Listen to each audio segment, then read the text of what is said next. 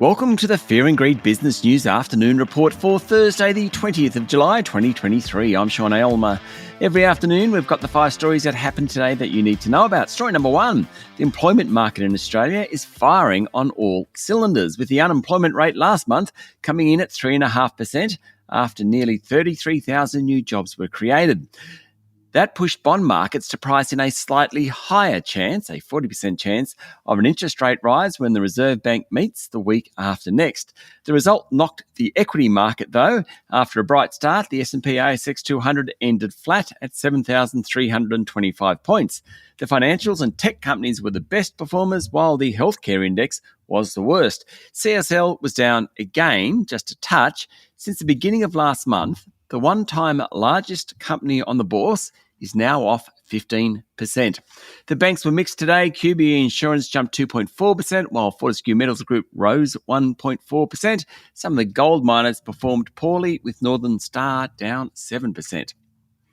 Story number 2, Flight Centre's share price jumped 4% today after it upped its profit guidance thanks to a surge in corporate travel earnings. Flight Centre increased its earnings forecast by about 6%. Joining Alliance Air Services and Ardent Leisure as stocks in that sector upgrading their outlooks.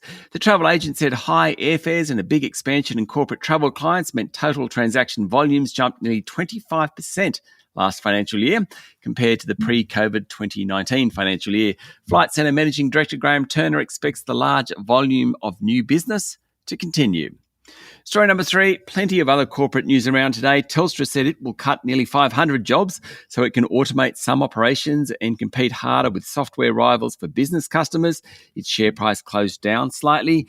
Newi's share price jumped 37% after the company, which develops investigative software for large businesses, said it expects earnings to be higher than they were last year after it signed major contracts.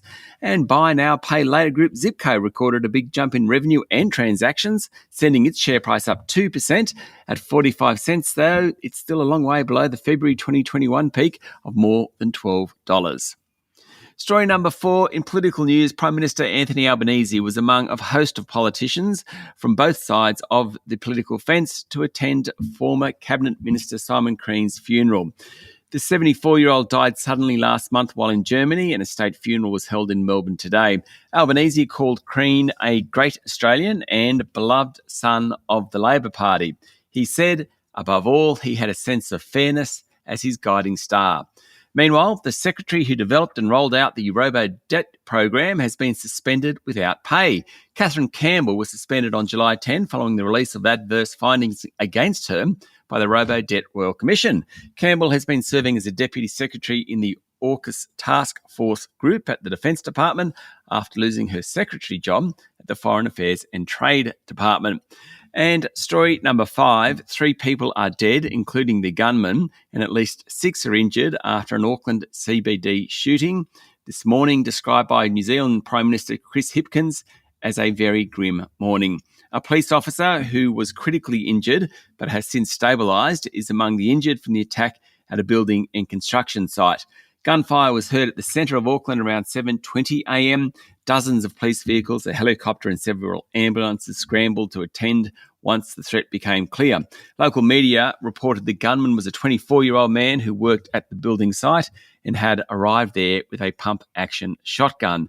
He was later identified as Matutangi Matua Reid, who was serving a community-based sentence of home detention for family violence offences.